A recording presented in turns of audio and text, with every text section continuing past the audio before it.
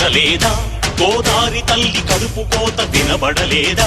గోదారి నీళ్ల రక్త ఘోష వినబడలేదా గోదారి తల్లి కడుపు కోత వినబడలేదా గోదారి నీళ్ల రక్త ఘోష గుండె నిండ పాలున్న బిడ్డల కందించలేని తల్లి బతుకు దేనికని వీళ్ళు నింపె నీళ్లున్న సముద్రాన పడిపోయే శాపం తనకెందుకని